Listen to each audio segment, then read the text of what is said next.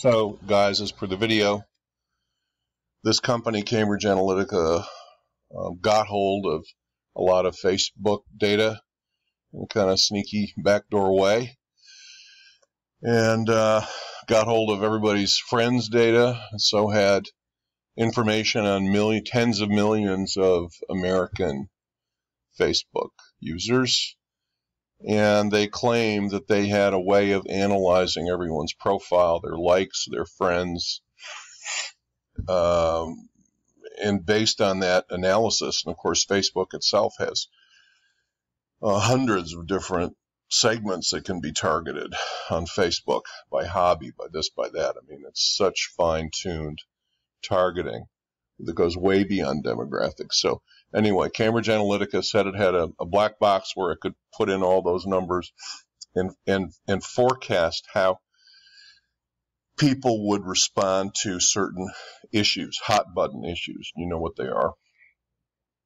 And they did some testing of some different headlines and themes against different groups and segments of consumers, and basically claimed that they could influence how people would vote based on addressing them in the way that would be effective to address them on certain issues. And this really blew up and it's made a big scandal for Facebook, which is still playing itself out. In fact, the United States government recently announced that they are no closer to having a new privacy policy in the U.S. than they were before Cambridge Analytica. Some states have been working on privacy policies like California, but the government is not. So, as we all know, Facebook has been in the news quite a lot. In addition to the privacy issue, we have the content issue. Let me put this back here, which is basically that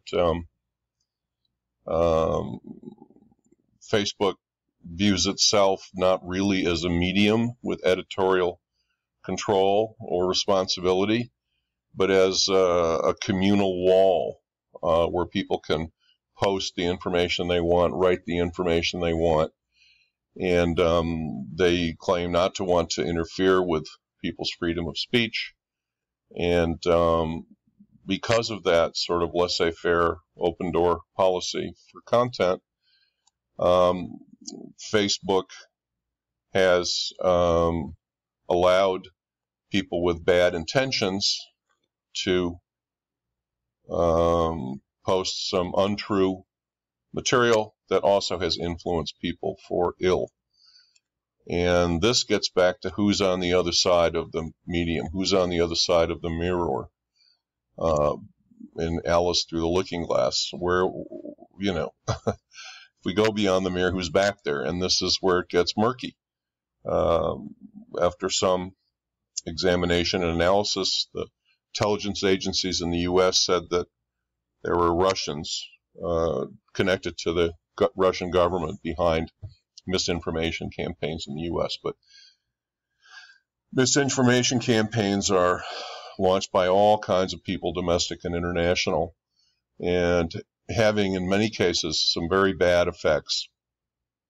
And Facebook is trying to come up with algorithms and automated ways to catch this content and take it down, but I would say, again, so far not a lot of progress made.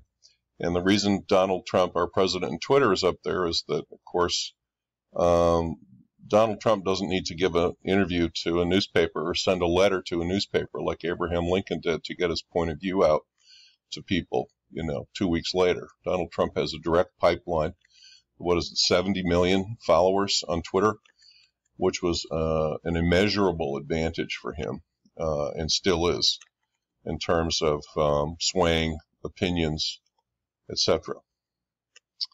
Social networks can be a topic for a couple of other courses, and you guys are very familiar with them and the ads on them, and so I just wanted to bring up a couple of, I would say, business/societal issues having to do with social networks. Affiliate marketing is, these are pay-per-click or pay-per-action programs, which can involve thousands and thousands of sites all across the internet. I'll give an example. When I was at 800flowers.com, any website that wanted to could sign up for our affiliate program. They could download our standard banner ads and run them on their site, and they had to tag them so that we knew it was their site. And anything we sold from that site got paid $7 or a third of the order, whatever the case may be. And so lots of little sites would participate.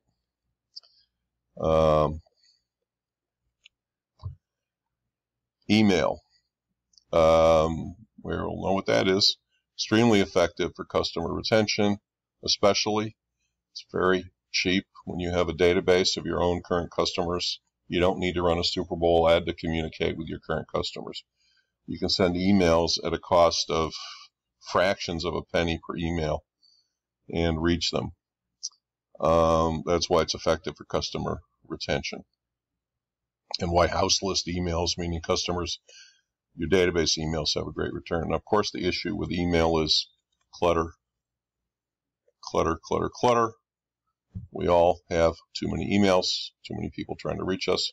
There is such a thing as a canned spam policy, passed by the U.S. government a few years ago that requires anyone sending a commercial email to adhere to certain things, like you have to put a physical address, your physical business address in the email. You have to give people the ability to opt out. You can't have a misleading subject line, number of things like that to try to get rid of this practice of spamming. And by the way, it's called spamming because of Monty Python's Flying Circus, this amazing British comedy TV show that aired in the 70s. And yeah, I think in the 70s. Yeah, that's when I watched it. They had a skit about spam, etc. And I guess the nerds who have named a lot of things on the internet like Monty Python because they named this getting all this crazy email spamming. Okay. I'm going to talk about another program that ran with good old Choice Hotels. And the first thing we sold before we even tried to sell the Wi-Fi was to sell banner ads on reservation confirmation emails. So whenever anyone booked direct with Choice Hotels and any one of those brands, they would get an email back confirming their reservation information. Emails had a 90% open rate, and 4.5 million are sent every month. So that's a lot of people. And so this time I went to a company I used to work at, 1-800flowers.com, and got them to be the first advertiser in the emails. And it looked something like that. The 800 Flowers ads being a little cut off, but you can get the idea on the bottom here. It's an offer of save 20%. We ran it starting May 1st right up to Mother's Day, I think about 2 years ago. And there you see the basic reservation confirmation email. We gave 800 Flowers some projections. And just to quickly take you through, let's just do the first column on the left. So you've got the total amount of emails sent, it's 4.5 million, 90% open rate. Of those who opened, 1% we figured would click. That's pretty conservative. The offer, and 2.5% of the people who clicked would purchase. The average order value of $70. So the number of actual sales would be 1,012 times $70 means their monthly revenue would be $70,875. Cost of goods sold, there was the cost of the flowers and the shipping, $41,000. So they'd end up with about $30,000 a month from that. We also projected what's called the off-email multiplier, which is everybody who does not buy when they originally open the email but come back and buy later. And that's often figured to be 3 times the click-through sales. But in this case, we took 2 times the sales and the cost of goods there.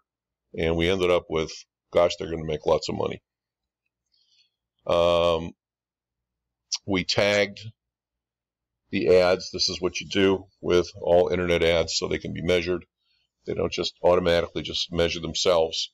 You take one of the pixels in the ad and you stick a bunch of code in it. You can see here in the middle of this kind of Excel chart where it says impression tag, image frame, JavaScript. So the impression tag JavaScript is what we put in the pixel to track whenever the email page was open. That track opens. So you remember anytime a page is open and downloaded, that counts as an impression. And then the clicks was another bunch of text which was put in the pixel, and that's every time someone clicked. And so that actually is how the measurement happens. Ads, you stick little bits of code on the ads themselves. And here are some actual results. You saw the DFP report, the DoubleClick report. This one is similar. This shows the different dates on the left. This shows, then you see a column of impressions. Then you see clicks. View-through conversion is people that looked at the ad but then buy later. Click-through are people that buy then. You can see it's 0, 0, 0. The view-through revenue, there was some people that went back and bought later, but very few people. There's one click. Very few people click. The problem was, that the ad was way down on the email. You had to scroll down to get to the ad. And people really just want the email to get their reservation number and to make sure everything is correct in their booking, the dates and the price. Nobody scrolled down. And when we asked Choice Hotels to move the ad up higher in the email, the answer was no. The legal staff said it was a violation of the canned spam rules because you can't just take a transactional email that, someone bought something and stick something unexpected in there to try to hustle them. That was considered against the rules of the canned spam ad. So we were not able to get them to move the banner up, and so the program died. So we've got two great items we're trying to sell for Choice Hotels: the Wi-Fi landing page, which no one wants to look at, and the ads and the confirmation emails, which no one does look at. So programmatic buying is a new trend. This is when computers do the buying, and more this is happening, not just in internet, but with other types of media where it's possible to digitize inventory and get it online. Basically, an advertiser sets parameters for who they want to reach, who the target is, and then they say how much they'll bid per click, and then the computer looks at all kinds of sites all over the internet, even some of the little teeny tiny ones, and places banners there that are tagged by the site, and then the site gets credit. And this is all pretty much based on clicks, not based on impressions. And this is where you have possibilities for fraud, where sites will build bots that will click false clicks, not human clicks, and try to get paid for those clicks, etc. But programmatic buying is it's a big deal, and it's very cheap. The cost per click is very, very cheap, and it's out there growing. You can also get rogue ads, by the way, so a competitor can end up making a programmatic buy on your own website. Whoops. You can see here the growth of programmatic from 2013 projected for 2019 in terms of billions of dollars. It's going way up. And for video, same thing, going way up. So let's talk about some of the issues then with media, internet media, that we've already touched on a bit. Fraud, as we just said, with clicks, from bots. Hacking, we know, on websites. Privacy issues, as we saw with Facebook and other companies. The monopolies we talked about in terms of Facebook and Google kind of running everything and repressing competition. And we've got the content issue of bad content, particularly on social networks where there's no filter. And although you can't see it, measurement is another issue, because even though internet media are supposedly so measurable, we've already seen that impressions can be misleading, and so can clicks. Okay, so I'm going to stop here and